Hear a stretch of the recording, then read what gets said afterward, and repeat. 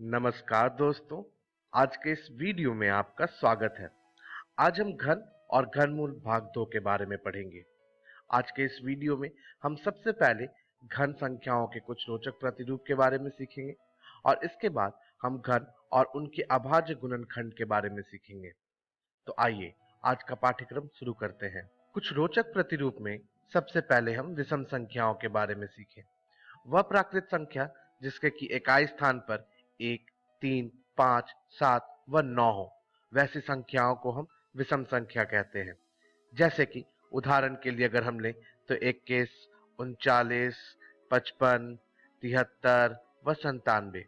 आप इन सब के इकाई स्थान पर देख सकते हैं कि या तो 1 है या फिर 3 या 5 या 7 व 9। तो इन सब संख्याओं को हम विषम संख्याएं कहेंगे। क्रमागत विषम संख्याएं वह विषम संख्याओं का समूह होता है जिसमें कि विषम संख्याएं एक के बाद एक क्रमानुसार आए।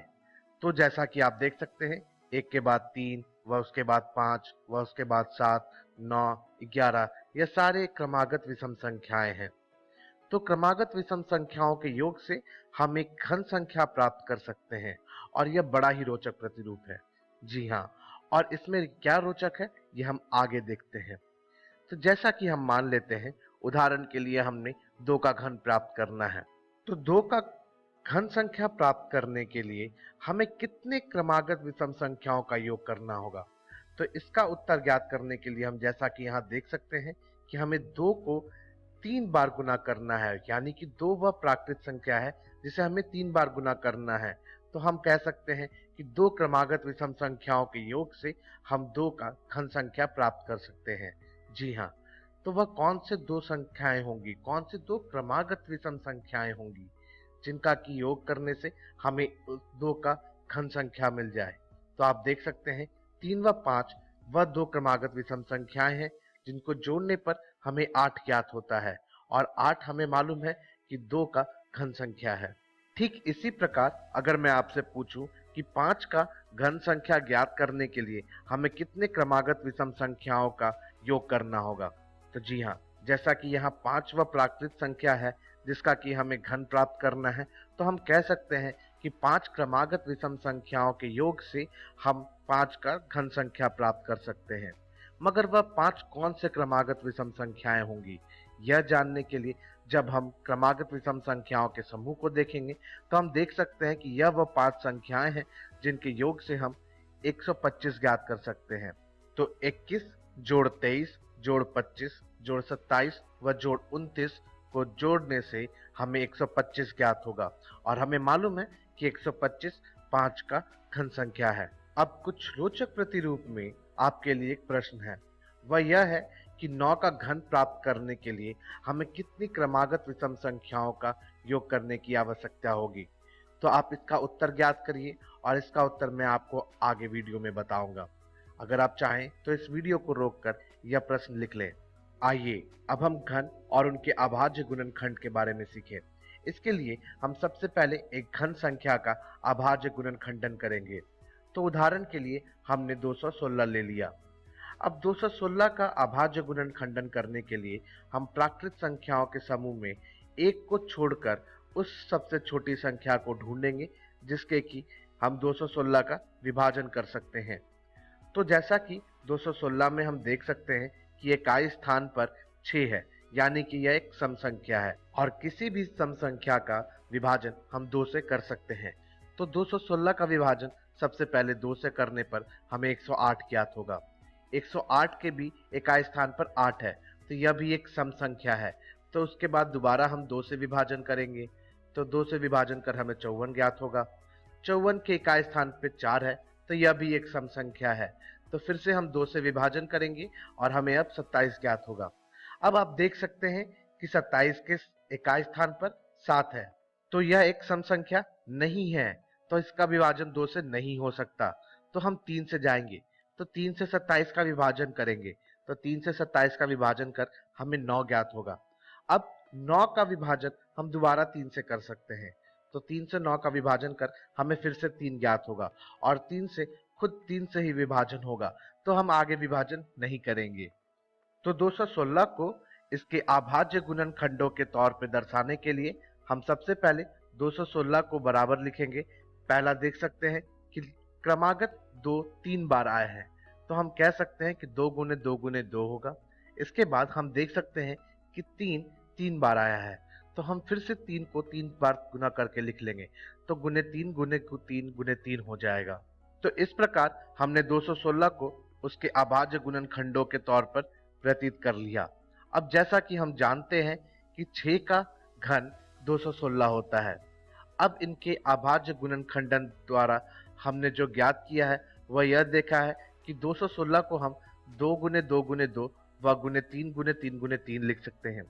ठीक इसी प्रकार 6 का अभाज्य गुणनखंडन कर हमें जो रूप ज्ञात होता है वह 2 गुने 3 है। तो आप देख सकते हैं कि जो हमारा प्राकृत संख्या है उसका प्रत्येक अभाज्य गुणनखंड उस संख्या के खंड में 3 बार आता है। जैसा कि हम यहाँ देख सकते हैं कि हमारे संख्या 6 के रूप में 2 एक बार है, तो उसके घन संख्या में 2 3 बार है। ठीक इसी प्रकार अगर 3 भी एक बार है तो उसके घन संख्या में 3 3 बार है। जी हाँ, ठीक इसी प्रकार अगर हम देखें तो 9 के घन संख्या 729 का गुणनखंडन हम बहुत आसानी से निकाल सकते हैं। जैसा कि 9 का अगर हम अभाज्य गुणनखंडन करें तो हमें 3 गुना 3 ज्ञात होगा। अब 9 के घन संख्या का अभाज्य गुणनखंडन प्राप्त करने के लिए हम सबसे पहले 1 3 को 3 बार गुना करके लिख लेंगे, तो 3 गुने 3 लिख लिया। फिर अगले 3 को भी हम 3 बार गुना कर लेंगे, तो फिर से 3 गुने 3 लिख लिया। तो कुछ इस प्रकार हम 729 को इसके अभाज्य गुणनखंडन द्वारा व्यतीत कर सकते हैं। आइए अब हम 144 का अभाज्य गुणनखंडन करें। तो 144 का अभाज्य गुणनखंडन करने पर हम यह देख सकते हैं कि 144 को हम 144 बराबर 2 गुने 2 गुने 2 गुने 2 4 बार हमें 2 को गुना करना है, और इसके बाद हम देख सकते हैं कि 3 2 बार है, तो हम गुने 3 कर देंगे। तो 3 को 2 बार गुना करने पर हमें कुछ यह रूप ज्ञात होगा। यह देख सकते हैं कि प्रत्येक अभाज्य गुणनखंड का 3 का समूह बनाए, तो यहाँ सिर्फ एक समूह बनेगा। आगे हम देख सकते हैं कि 2 व 3 गुने 3 का समूह 3 का नहीं बन रहा, तो हम कह सकते हैं कि 144 एक घन संख्या नहीं है। तो हम 144 को घन संख्या किस प्रकार बना सकते हैं?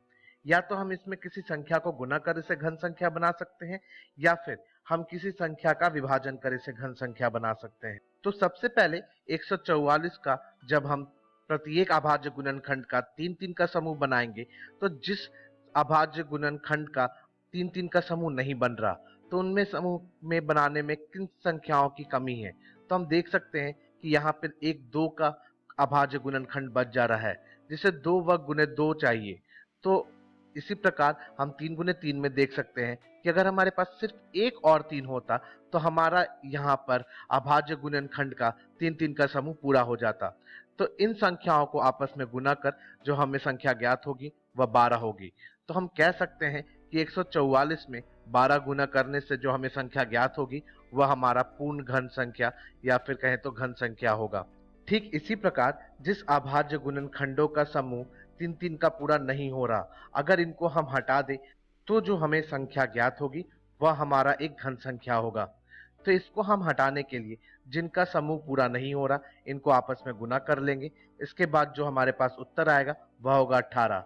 यानी कि 144 का अगर हम विभाजन 18 से कर दें तो जो हमें संख्या ज्ञात होगी वह एक घन संख्या होगी। अब जैसा कि कुछ रोचक प्रतिरूप में मैंने आपसे एक सवाल पूछा था, अगर इसका आपका उत्तर 9 है तो आप बिल्कुल सही हैं। जी हाँ, 9 क्रमागत विषम संख्याओं के योग करने से हमें 9 का घन संख्या प्राप्त हो जाएगा। अब आपके लिए एक और सवाल है, क्या 81 एक पूर्ण घन है? अगर है तो ठीक है, अगर नहीं है तो वह सबसे छोटी प्राकृत संख्या बताइए जिसके गुना करने से गुणनफल जो हमें प्राप्त होगा वह एक पूर्ण घन हो। तो आज के इस वीडियो में हमने सबसे पहले कुछ रोचक प्रतिरूप के बारे में देखा। इसके बाद हमने घन और उनके अभाज्य गुणनखंड के बारे में सीखा। अब अपनी अगली वीडियो में हम सबसे पहले घनमूल के बारे में सीखेंगे कि घनमूल क्या होता है। इसके बाद हम अभाज्य गुणनखंडन द्वारा हम घनमूल निकालना सीखेंगे, और अंतिम में हम आकलन द्वारा घनमूल निकालना सीखेंगे। तो हम अपनी अगली वीडियो में मिलते हैं।